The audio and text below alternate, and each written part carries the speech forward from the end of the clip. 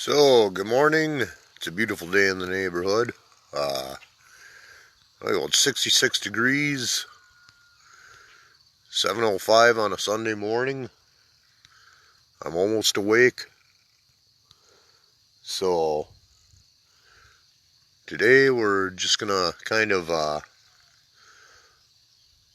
do a little miscellaneous show. I'm a little tired. We got, think about 20 quarts of chili canned yesterday, and I think 10 quarts of French onion soup mix with shiitake mushroom and some fresh onions. A little left over for lunch, so we had a little bonus lunch there. So we increased our garden's bounty, and we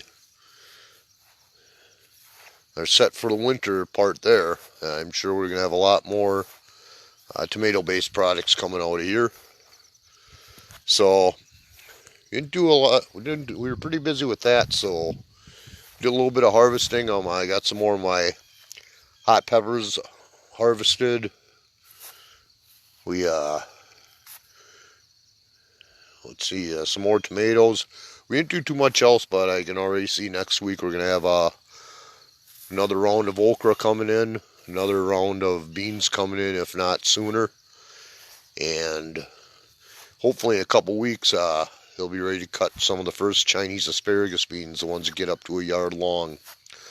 We'll have to see they're growing pretty good, as we'll take a tour over there. So outside the garden, one thing we worked on too was getting this area a little bit more organized. Yeah, I know it's still a mess, but keep the lawn intact for right now. I'm back behind our water reservoir, we stacked a lot of our extra stuff that really didn't need to be weatherized right now, or if have to, we can tarp it for the winter.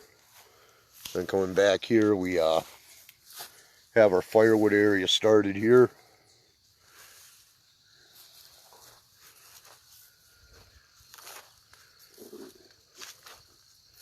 And the last thing around here, reclaim some space too, is to finish knocking down this dead tree that apparently fell down in a storm years ago. It was just overgrown. Last year the root ran right here around the ground. We ended up filling it in and chopping it up and having to pull that by hand. So we'll have this area reclaimed. We may put one of those little shelter logic tents up here, a little 6x6x7 or something, to really store some of the stuff like the fencing and that. Down here we cleared a lot more of the brush and reclaimed more of the yard. Yeah, my beautiful area from last week. So that'll be burned soon enough. One good day of burning will take care of all this and some more. But if you look down here in the tree line, it's a lot more bare.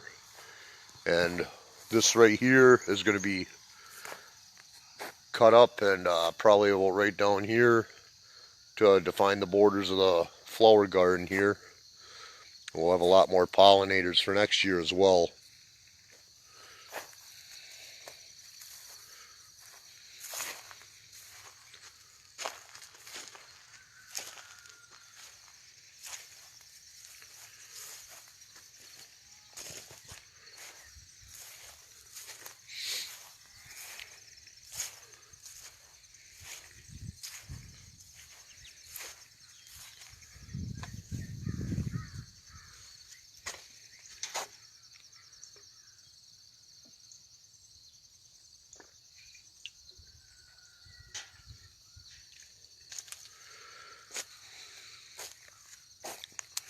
So,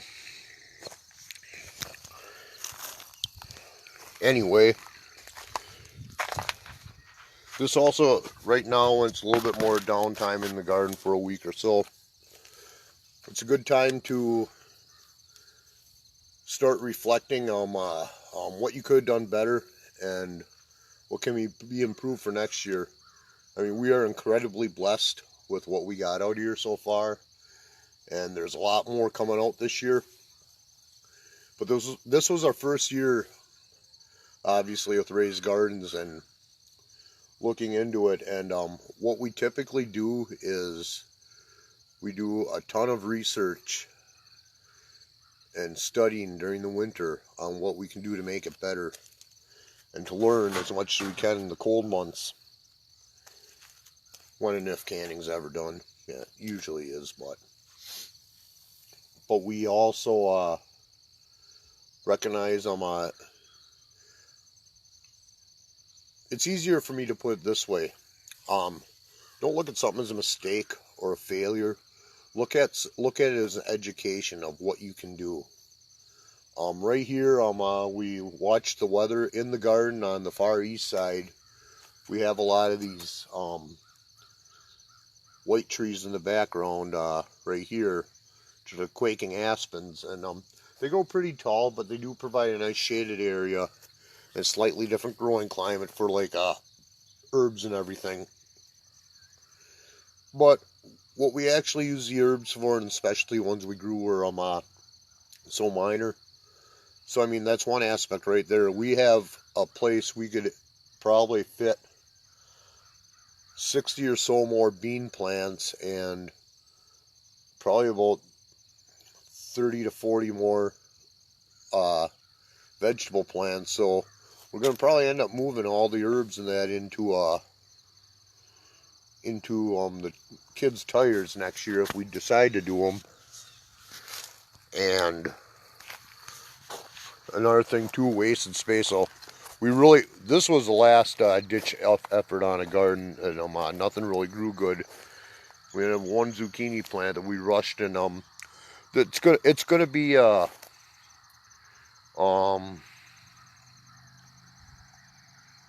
it's going to be a hit or miss on there. You know, maybe it will, maybe it won't. However, you know, we had some seeds used up, so why not? Better than nothing. And right here, as you can see, the okra did slightly grow, but not too much. The Brussels sprouts, we learned we have to find another place, because as you can see where the sun goes, they go from smaller to bigger. And don't get me wrong, they're growing fine. But like what we have with the cucumbers right here going up the trellis, we would much better be served right there to actually take the 4 plants of the cucumbers and just make this whole bed here 16 to 20 cucumber plants.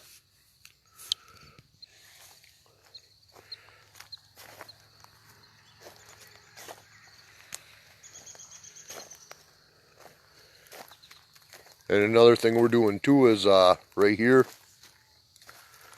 if you can see down here, we started our first beets are coming up all the way here from this one, to hopefully either take an entire 6x20 bed early enough in the season and plant the beets there, and then probably in that far area in the corner there, try to zoom up on it right there, which time constraints, we really don't have any time to plant.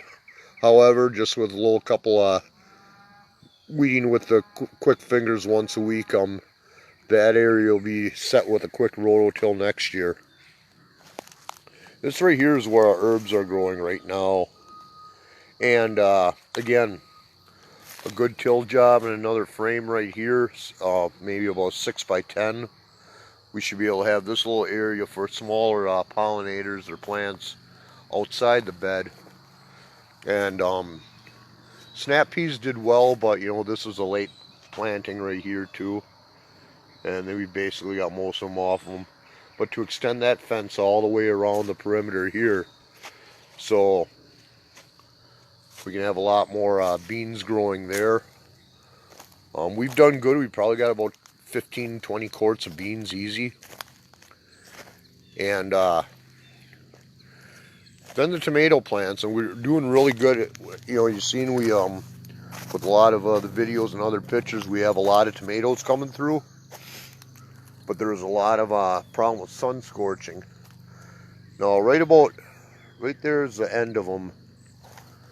So as you can see, I'm about exactly halfway, and the cage is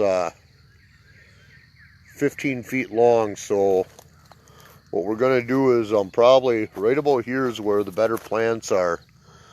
So from about maybe 2 feet out of the cage all the way back on both sides, and possibly right where these sunflowers are, we'll probably end up planting all our tomatoes, because it seems to be the optimal growing area. These you can see at the bottom there's not as much damage down there, so to me that's worth it right there. One thing I will do next year, and if it means sacrificing a row of plants, so be it, is probably keep them a little bit further away from the cage. If you go along the side of the cage, the beans and the tomatoes are making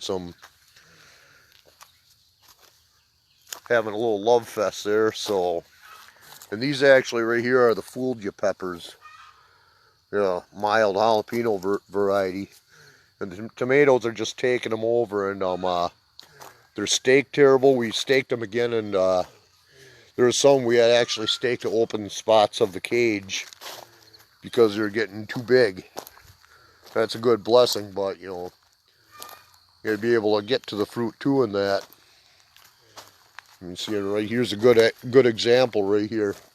The cage at the top is 7 feet tall, so right here alone, you know, ended up with cable ties right there, trying to get all the ways to access them. Our strawberries, the chipped ones have been terrible, and I found out my little nemesis back there has a hole right in the other bed, so yeah, it will be war. But as you come down here and that, you see some of the tomatoes don't look as good on the bottom and that, and presumably from sun scorching. I'll tell you what though, we really can't complain though at the amount of tomatoes over here. You know, so even though the plants look terrible on the bottom, they're still doing awesome. The okra, this is now to the point where about every 2 weeks will be a good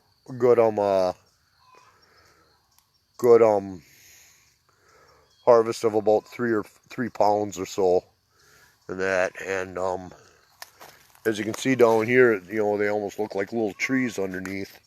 And again, these were the ones for about maybe about 2 months ago. They were only about 6 inches high. So like I said, when they take off, they take off. The basket of fire peppers, there's a lot left on them. I actually took about 200 of them off of these 16 plants. And these plants are fantastic, but one more thing with this too is they only get about 12 inches high, and they spread out about 18 inches. And obviously a few of them haven't, but did not seem to hinder the production at all. And right there where I took a lot of them, you can see there are a ton of blossoms coming back. These Italian long hots, which is basically nothing more than a green banana pepper shaped green pepper with a slightly different taste. They're the consistency of kind of like a thin-walled pepper, like a poblano, but they are longer, and those things, when they grow, they grow. And we've gotten a few pounds off of these 3 plants, and that's another. All these hot peppers, these are the first time ever growing them for either of us. The same goes down. We took some nice scorpion peppers, and you can see that we got quite a few growing down there, and a lot of blossoms coming up.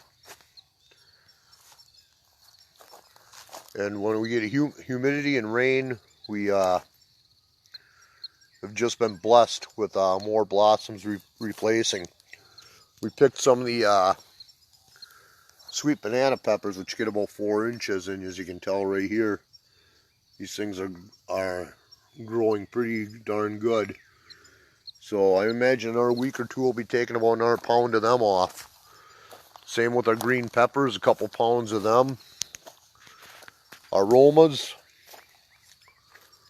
are starting to get some color turned, and we have been picking a lot of them just for the simple fact because they're only taking about 3 to 5 days to turn, which is fine because at 80 minutes a canner load for some of this stuff, yeah, you need all the time you can, and it'll give time for more tomatoes to grow because we got a lot of smaller tomatoes on these vines like this, and give them the chance to grow up.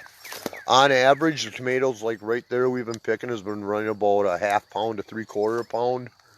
Some of the Amish paste over here have been exceeding a pound each, and we're talking pretty much solid tomato. So we don't have to, there may be instances we may have to actually water it down to get some other tomatoes added in just to get a good consistency. The beans, we picked a pound about 4 days ago, and as you can see, they are still going nuts inside the cage.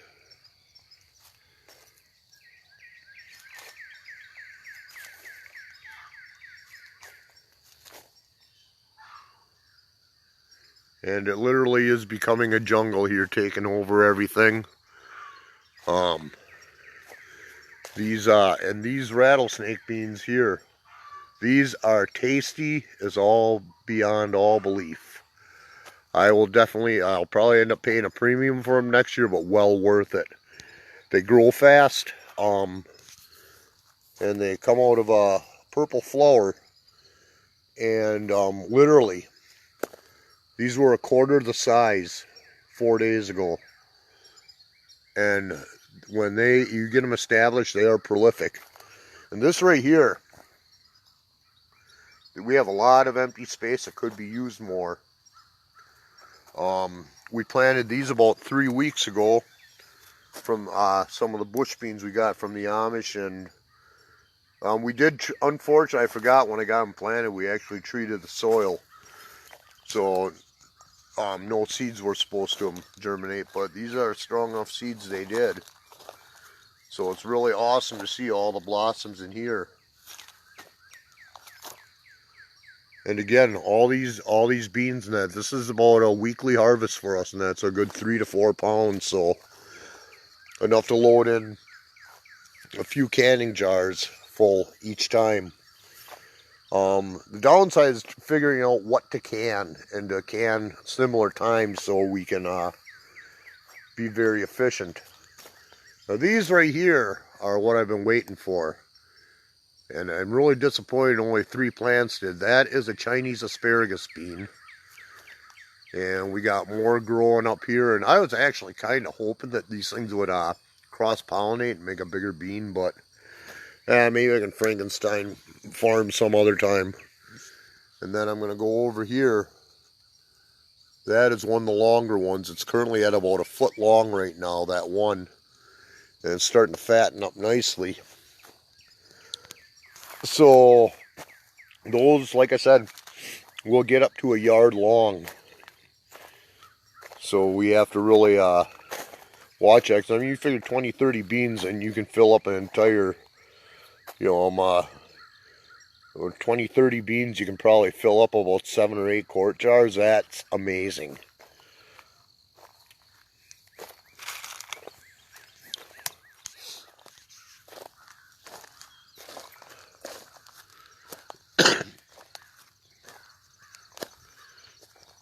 And starting too with our pear trees too, they've established nicely, and we've been kind of keeping an eye on them.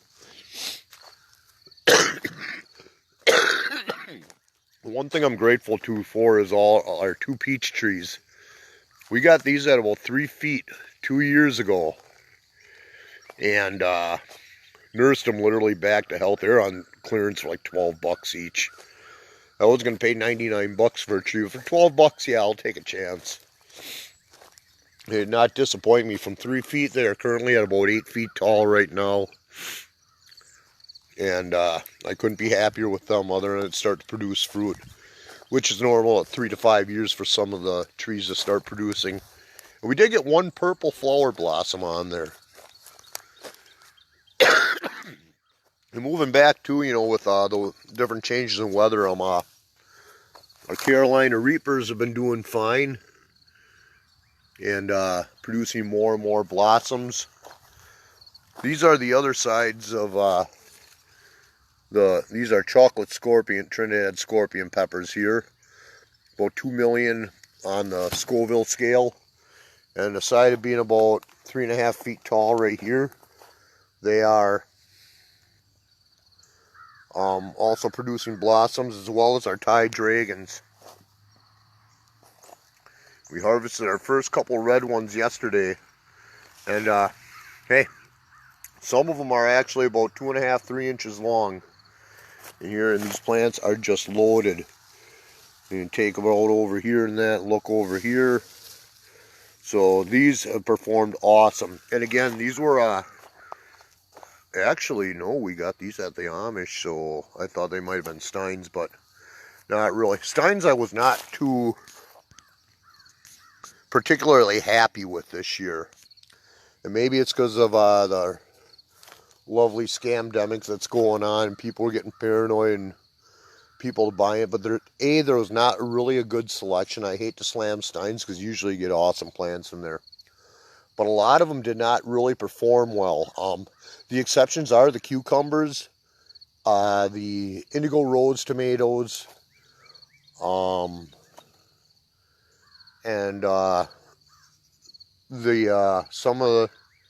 these Italian long hots. And the one thing, they were Chef Jeff's brand, but they're the premium brand. So you may really want to consider them. At least I am, for our garden. If I have to buy plants, I will be buying the premium only there. And I will choose to more or less go with the Amish and do our own seed for the others. Most of the beans we actually planted by seeds, if not all of them. Same with the snap peas. Dill we've planted on our own. The eggplant, I don't remember where we bought them. Actually, these are the eggplant. Some of them we think we got at the Amish. No, we got some of these at Steins. But they're taking a little longer, and I'm getting impatient because I'm really hungry for some fried eggplant. But wherever we got these, they are doing awesome and producing good. We got 3 varieties here, the long ones here. So they're about halfway at the full one. Some of the other ones, the purple ones, the Thai eggplants, I think this is also called the graffiti eggplant, if I'm not mistaken. But, like right here, we got about 9 fruits on this one right here. So it's doing awesome. And I'm really curious and getting hungry for this one over here, because this one again seemed to reach a lot. And these are restaked and everything, and I'm going to have to reconsider where we plant dill next year and how much, because this is what's left over from our pickles, which is about 60 quarts. And dummy me, I really should have planted something else, or we planted another one here. So if any of my local friends are watching this video and you need some dill, let me know. I'll hook you up. Trust me, we're good. But down here, I put my hand down by it, and you can see right here the size of the ball of the eggplants here. So they're getting really firmed up. It is nice though to sit there and come up and smell the dill right here. I'm 5-6 feet away. But it is going to seed too, so kids are bored, they can harvest some seed. Next one right here, you can see right here a bee on a male flower pollinating. You can tell because there's one in there. In the center of the female one has multiple ones.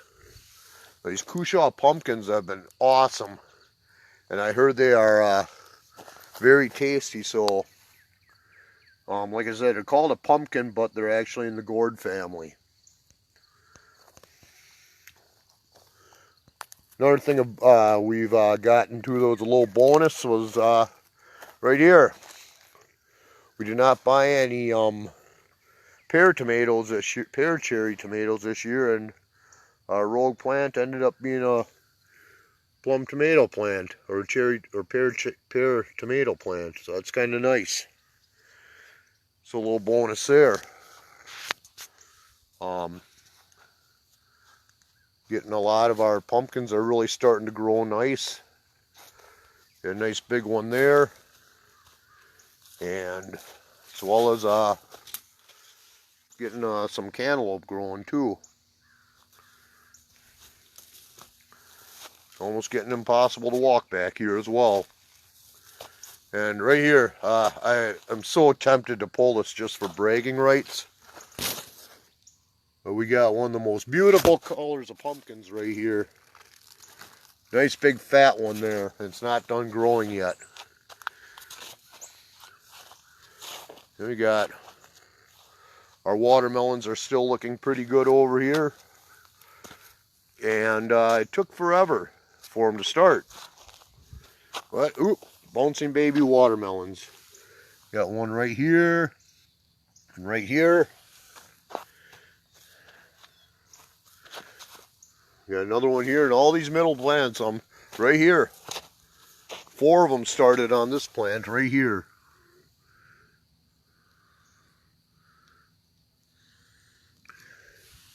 In the middle of nowhere, in the middle of everything, so hopefully they survived the pumpkin melon war. And right here, finally, all the 3 plants had died. We finally got our first blue Hubbard squash growing. And we also have, hopefully, if it works out, another one started right over here. But yeah, as you can see, it's kind of nice because over here, with some of these, including a watermelon, we actually got growing outside the cage. I would have never thought, too, doing this, that they would be strong enough to hold up on the vine. That's probably about a 5-pound or 4-pound pumpkin right there, being held up by the vine. And this thing's actually starting to grow to the side because it's almost ready to be picked. We got a nice sized one right there. So another advantage is cedar chips as well, and that stops it from rotting on the ground. The other thing we worked on were the grapevines, and we did manage to get one started, so hopefully soon they will be a little more prolific next year. Problem with these things with the wind, and when they're so small, it's like you have to almost keep training them on the vine until they finally catch on.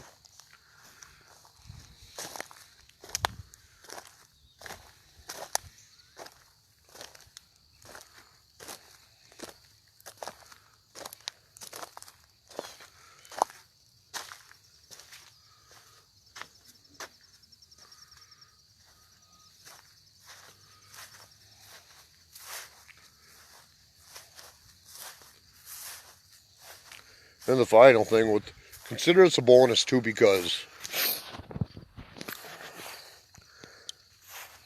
in order to finish up the video and show you down here, I gotta walk my big butt down the hill and back up to play with my plants. So I hope my sacrifices don't go, are not in vain. So I'm gonna stop about halfway in the hill right here. And I want to show you this. The loofah spun gourds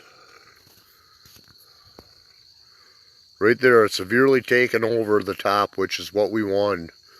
And this is about 9 plants.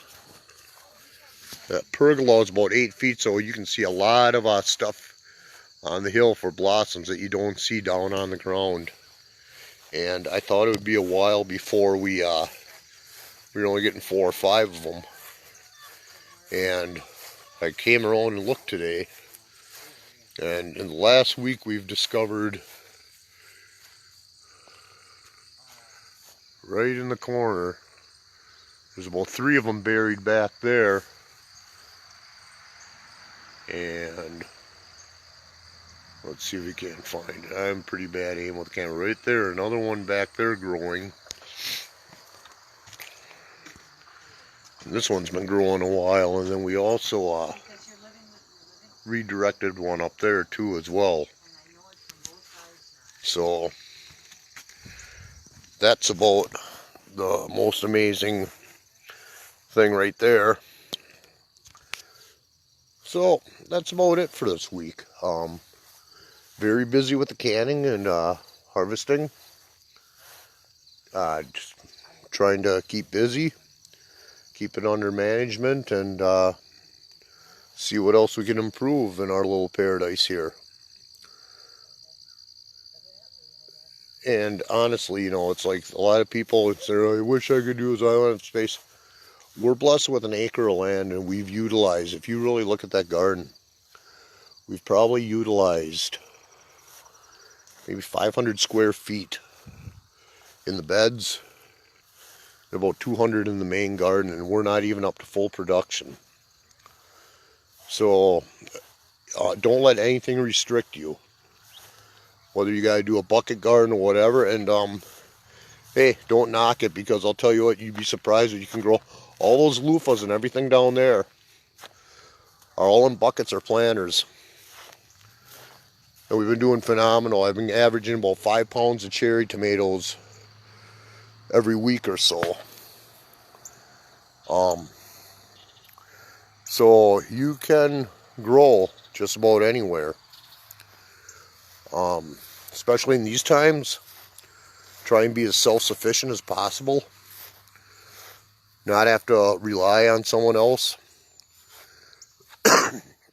And honestly, going into the grocery store should be a wake-up call.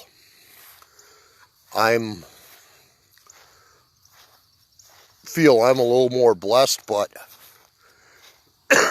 for us to stock up on groceries a lot of times and to ensure they're healthy, a lot of times we end up traveling 40 to 80 miles to stock up. But when you figure in the time and the gas, it's no different than spending a day fighting with your mask and that in public, and fighting other generally rude people at Walmart, and going to 6-7 different chain stores and overpaying, and hopefully you find what you need. And it does kind of get me, because in the city, for the most part, you can no longer blame hoarders, you can no longer blame preppers, you can no longer blame the panic buyers for a lot of stuff. And even though it's everybody's favorite thing, i.e. toilet paper. And it's a pain to go out there. It's about a 25-minute drive from our area. But Woodman's in Menominee Falls, Wisconsin. You know, you look where I am, and pretty much most of the cities, you're paying $7-8 for freaking 8 rolls of toilet paper. I mean, come on. You know, the scare is over. They've hoarded 7-8 different items and had about 10 different emergencies and crises since then. And that's besides the riots and all the BS out there. But you're still paying $6-7 for a crappy Walmart brand. Woodman's has a brand right now, and they've been on sale for probably about 2 months. You know, 12-pack of toilet paper, 3 for $10. And that's almost cheaper than pre-pandemic prices in a lot of places. And it's good. It's decent quality too. It's not one of these Dollar Tree rolls where you get frickin' 10 sheets and your damn roll is done. And there's a few other things you can find there for staples too. Usually $7 for a gallon of maple syrup. Well, it's not only for pancakes and waffles and breakfast stuff. You know, if you do a lot of your own cooking from scratch, you add a lot of that into anything from chili to your own sauces or whatever. So, I mean, that's right there. You're buying in bulk there. You can get that. Produce. There's a lot of times, you know, we've bought, and before we grew them, like in the winter, if we ran out and I wanted some cherry tomatoes, hell, they go for anywhere from $3 for $1 to $1.50 for a pint versus, you know, $3.99 here. So I mean, it's ludicrous. The 1 gallon in gas or 2 gallons you're gonna use going out there in the 20 minutes on the road, there is no difference between doing that or snoofling around town. As far as if you're like me too, and we do a lot of cooking from scratch, and try to eat as healthy as possible, because I'm sorry, 50 years old, I ain't any younger, and I'm trying to get in shape as much as I can. You know, my belly says so. But even going out 80 miles the Amish, I go, for what we pay for a carload of goods, it's probably 1/3 to 1/2 of what we paid. So again, 80, 87, 88 miles away from us. It's a nice road trip. It's what you make. It's just like life. It's exactly what you make your life out to be. If you want to piss and moan out, it's gonna take an hour and a half to get there, you know, versus an hour and a half of driving, having some conversation with the other half, or playing games, looking around at nature with the kids. I mean, it's what you make of it. I mean, it can be good quality time going up there and taking a drive up there, or you can piss and moan about having to waste half the day. The farmer stands up there, you do have to go around. See, if you've never been to the Amish area, it's probably about 12 businesses and about 10 or 12 farmer market stations, but they're at the family farms. So you do have to kind of travel in and out the roads a little bit to get there. But a good example, you know, for beets, until ours are ready, you know, the kids wanted beets, and they want $3-4 a pound in the stores here, and I'm sorry, they look like garbage. They probably have God knows what sprayed on them. And we walked out there, and they didn't go by pound, they went by bunches. And I think it was $1.10 for a bunch where we got them, and probably a good 2 to 3 pounds in each bunch. So $3 or $4 versus 35 cents a pound. I mean, if you're going to buy a ton, especially if you're going to can and you don't have time to grow it, or you didn't have the space to grow that, or you decide not to grow it for whatever reason, what you're going to pay for a tank of gas out there, if you're going to spend a lot of money canning, I'm sorry, you are going to get a lot more out of there, and probably some good family time, good experience too, going out there.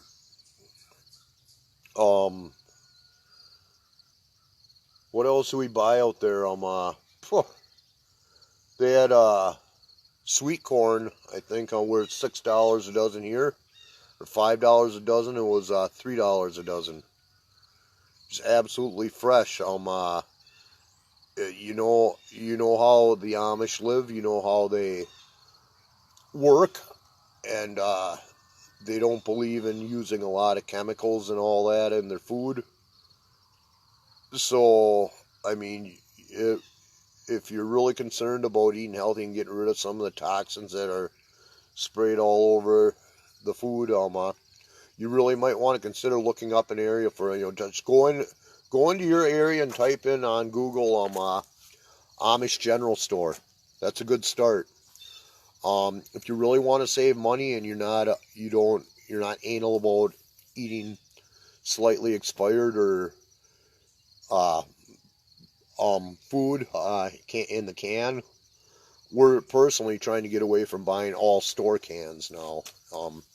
We're using up what we have, and I'm just making the rest and doing them non-stop canning. A, for room wise, and B, for health. You know, not necessarily in that order. But if you're not above that and you type in Benton Dent salvage grocery store, and with your town's name or near your town, and see what you come up with. It's a lot of hit or miss, but that's up to you. Second of all, Asian grocery stores. We've go to several in a few different towns just for when we swing by, we kind of look up and then if we got to go to some other city. And I'll tell you what, their prices for the real stuff are half of what you pay in the store. And you're going to pay $3 for a 12-ounce bottle of teriyaki sauce of a Great Value brand at Walmart. For $3, you can probably get a quart of it. And it's the real stuff. And you got to look at the packaging. Most of it's in Chinese or Japanese or Korean language. Most Asian grocery stores will actually have the entire region, not just one country. They may specialize in one country. Like Union Market in Sheboygan, they're primarily Vietnamese, so a lot of their stuff is more probably from Vietnam and that. But they do have other things from China and Japan. So, I mean, and there's another one we went for the first time on. Oh boy, there's one. It's on 12th Street and it's on 8th Street in Sheboygan. That's all I can remember. But and of course they're opposite sides of the town, so have fun finding them. And they're not that big, but well, you can find stuff you will not find anywhere else there, and good stuff. And a lot of them actually have their own restaurant area in there. Union Market, the Vietnamese one in Sheboygan, if you know where the old Wisconsin factory outlet is, it's right kitty corner on the 5 corners right there. It'll say Union Market. It looks like an old gas station, which it probably was, or a service station. I'm telling you, you will never have a better egg roll there. And they're actually not bad. I think they're $11 for a dozen. And I kid you not, you will not even need any dipping sauce with their egg rolls. They are that good. So, so aside of doing the gardens, being a good responsible steward of your money and what you do with it. And I'll tell you what, 10 years ago, I'd be pissing and moaning about how expensive it is to eat healthy. And no, it's not. It's start a garden. It's like anything else. There's a cost to it. Start up. Once it's there, that's it. Canned vegetables. Well, even up to about 3-4 years ago, it's like bull crap. I don't got time for that. I can sit there and go find a bulk deal and buy it. Okay. Now, if you have that view, which I did for the longest time, take about 3 cans of corn, for example. Drain the water, put it aside. Take about a pound. No, actually, make it a little more fair. Take 2 cans of corn, which would be about $1.50. Drain the water, put them in a bowl and set them aside. And take 2 pounds of frozen corn, put them in a bowl and set them aside. For about $2, you can get about a half dozen on a good day for ears of corn. Take those 2 and cut the corn off and put them in a bowl. And I would almost guarantee you some really decent corn.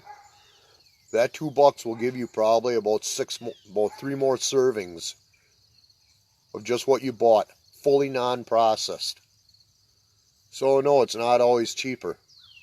And it's not always better either. So I'm big enough to learn from my mistakes in that one. And for me, I've always was pretty good at dehydrating things, and Jeannie was always awesome at canning and that. So when we got together, yeah, it is a match made in heaven. So life is good. So there is a God in that case. And by keeping ourselves focused as a family, that's and doing what we're supposed to be doing. That is why I firmly believe that is another factor in gardening and keeping your property. If you're charged to be a steward to take care of what you have, more will be given. And sometimes it's responsibility, and sometimes it's more bounty or blessing. Regardless, it's called responsibility. And it's up to us to teach the younger ones. We're gonna have a bump in the road with a few of these generations between the '80s kids and the Gen Xers and like me versus the next couple generations who are addicted to their dumb phones. But if you have grandkids, or like us, we also have a 8 and a soon to be 10-year-old. But get them addicted to nature, get them addicted to gardening, get them addicted to anything outdoors. And you probably won't have any problems with them on drugs. They'll be too busy, saving up to buy their first gun or saving up to buy their first plot of land or whatever. So it's a winner there. And again, in these trying times, should the worst case scenario comes and you're not prepared, I mean, you don't know how to grow food, you won't be eating nothing. And if you try to take it by force, most of them who are smart enough to grow by food can defend it as well. So either you're going to probably lose a fighting battle or you're going to end up being someone's slave for a bowl of rice.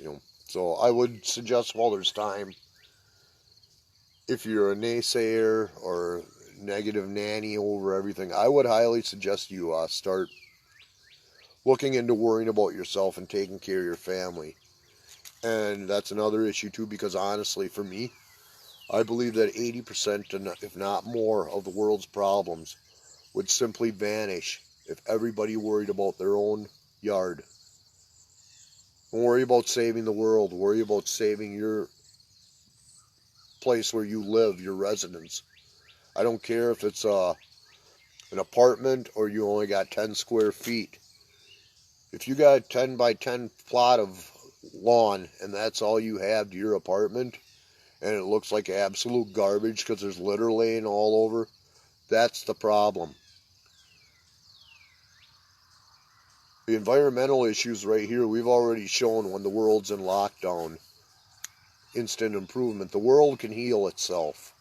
The earth can heal itself. That's not the issue.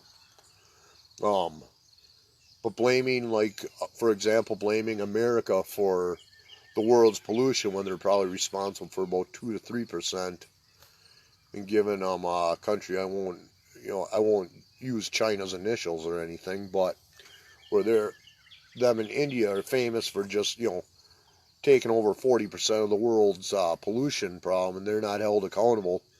That's a separate issue, but it all starts at home too. You got trash laying around, throw it away. You have, if you can reuse something, reuse it. If it's wood and you have a fire pit, cut it apart and burn it. I mean, why waste the landfill space? Chickens are awesome. Our food scraps go down so much it ain't funny. As many projects as we're going, we've never had to make a second trip to the dump. If you buy a place that there's a ton of scrap steel, find someone with a trailer and offer to split half the bounty with and say, come on over, let's load all this garbage up and take the recyclables. You're not going to get much, but you'll reclaim more of your land, and you're not going to do it all at once.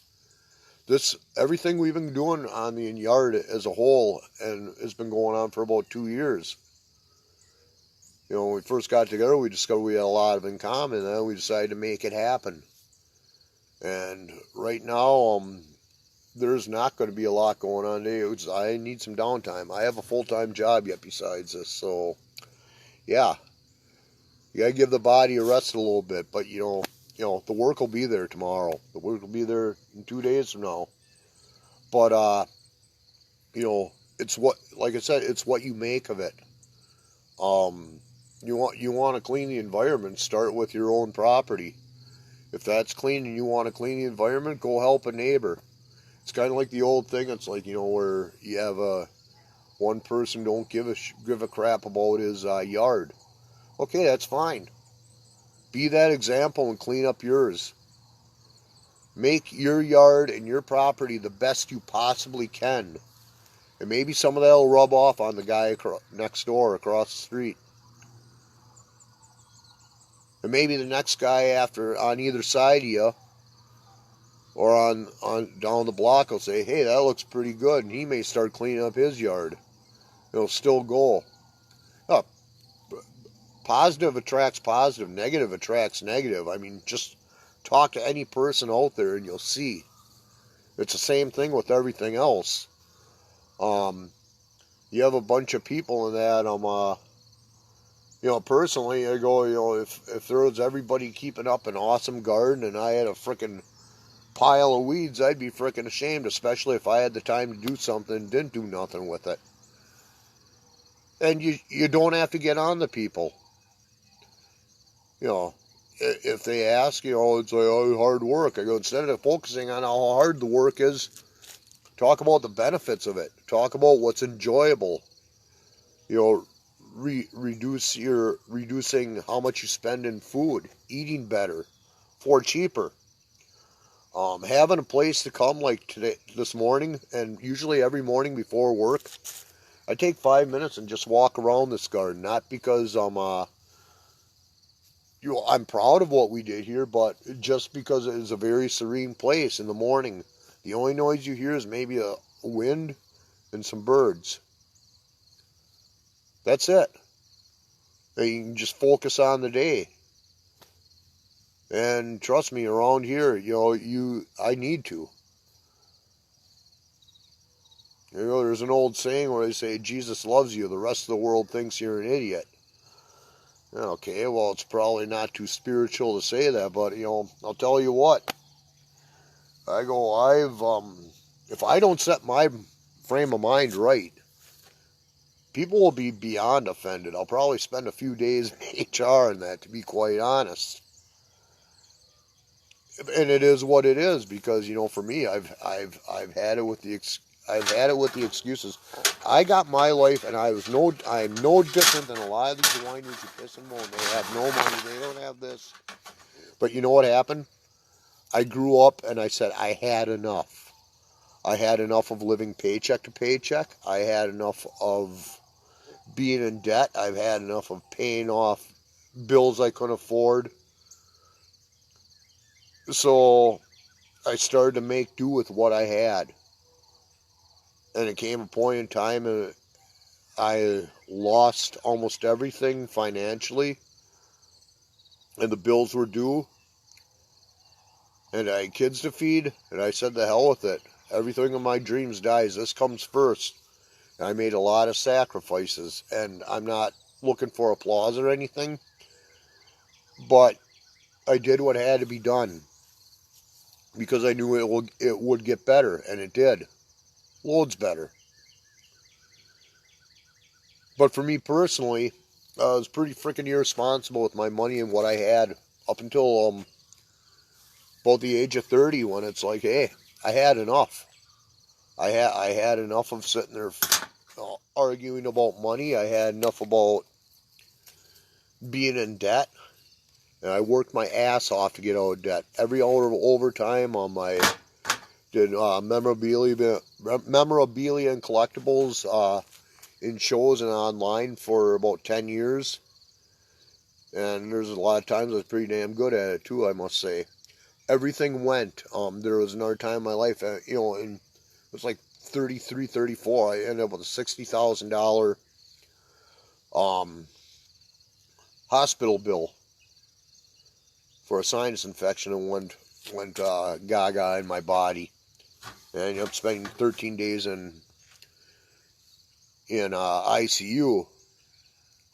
And for that right there, because I went in before the end at the day after Christmas and came out mid-January, I got to pay my deductible twice. And in there, I sat there, I just ran totally logical. I went totally ballistic with the overtime and everything. And it took me almost 5 years. And at 35, I got to the point to where I could manage my debt at about the $2,000 level. It seemed like every time I got to 2,000, I'd break that 2,000 barrier. Car repair, something, whatever. And it was just a matter of piling a little away, selling stuff I didn't want or need or whatever, and taking care of what needed to be taken care of. And at about 38 years old, I was about the first time I was out of debt. And I was just living paycheck to paycheck for the next 2 to 3 years. So, technically, I didn't build too much wealth. Because I couldn't and life happened that, but it was also not prioritizing, and what I've learned in that too is when you have something like a garden like this or a lifestyle where you try to live as sustainably as possible and be as self-sufficient as possible, you're going to save more money than you can possibly earn. And you'll be able to do that because you're not pounding 20 hours of overtime a week. A lot of money I saved up ended up going to frickin' hospital bills and medication. That was really worth it being in a factory, wasn't it? I didn't think so. It's really worth wasting all your time trying to sit there and find collectibles and stuff to flip for a profit. Don't get me wrong, there's a lot of times when money was nice, but it's a lot of work. A lot of times you did work and you didn't get anything.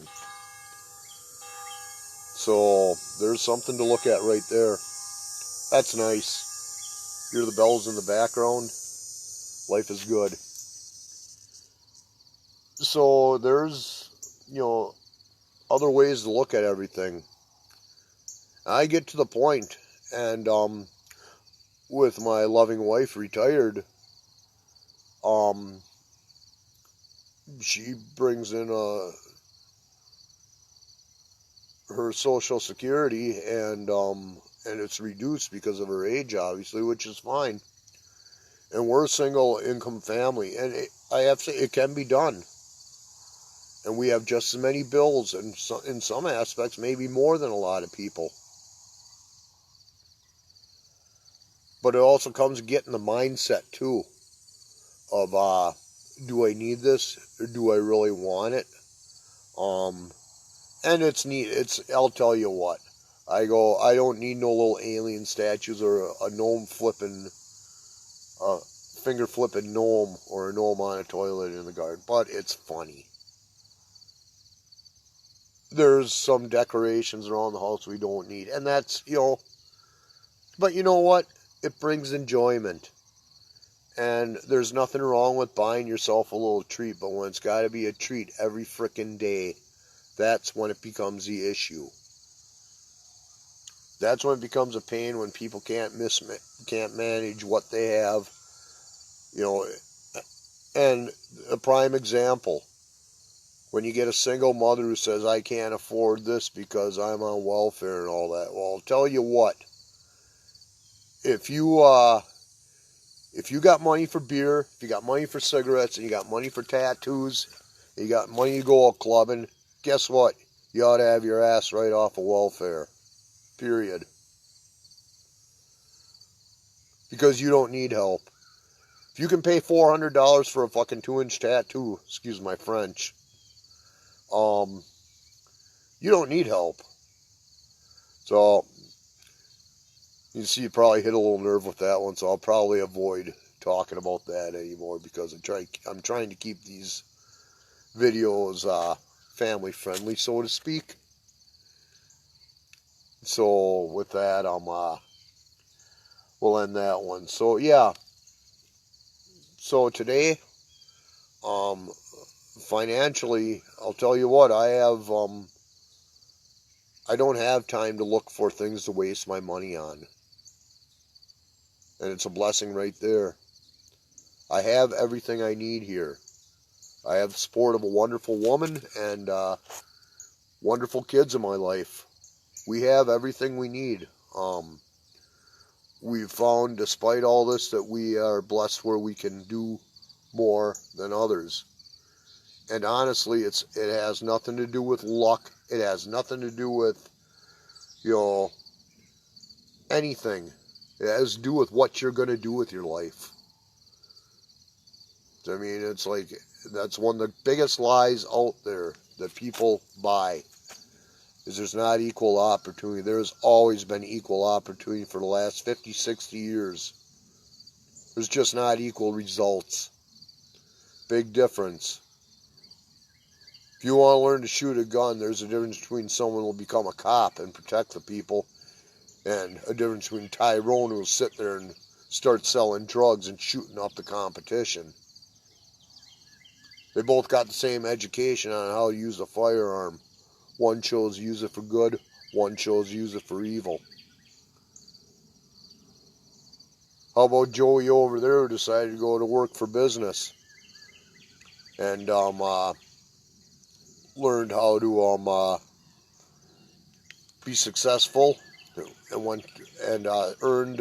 worked a paper out to save up for his schooling, versus little Jake over there who would go and just start beating up people and mugging people because he wanted something.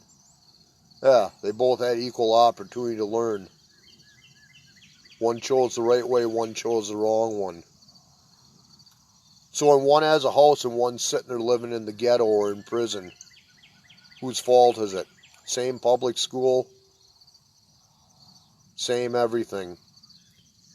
Equal opportunity, different results. Period. And all this time right here with all these people and all these things going on in the world right now, people look at his chance to isolate. Let's sit on our rear ends and watch TV. Or watch some stupid frickin' 30-second videos non-stop online. When you could be sitting there watching videos on how to better yourself, how to make do with what you have, and to make your life better in general. How about that? So, and that's exactly what we did. I'm not saying we didn't watch TV for relaxation and entertainment. But sure as heck wasn't 3 months worth non-stop, or playing on Facebook for 3 months straight with nothing productive coming out of it.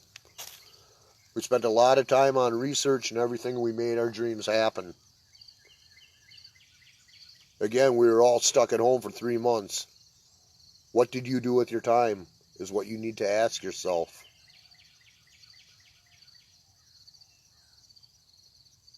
What do you do with what you are given or what you are handed to in life? That is the most important question that you can ask yourself. And that goes along the lines of anything financial, mental, physical, spiritual, anything. What are you doing with your life? If there's a problem, are you changing it? If not, why? And if the answer is, I don't want to,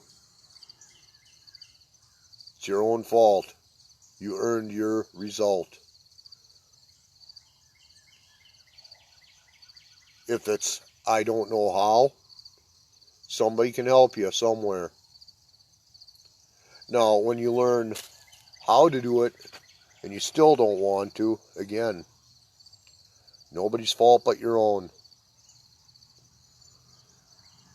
So, I probably let this video ramble on a lot longer than I wanted. And I really didn't want to do it. I tried to keep these about living self-sufficient and gardening and just enjoying life. and raising a family as happy as I can. And I probably fail miserably at every day because I'm human, okay? But there's sometimes people need to hear that. I need to hear that time because I get sick of people crying in their beer all the time to me on stuff. If you got kids, wow, you should have that speech memorized. Period. But yeah, I really have respect for a lot of people. I never used to since doing this. So for that, thank you. And it's been pretty long. I've been rambling on today, so I'm getting hungry for breakfast, so we'll have to see you later. And everybody be blessed and have an awesome day.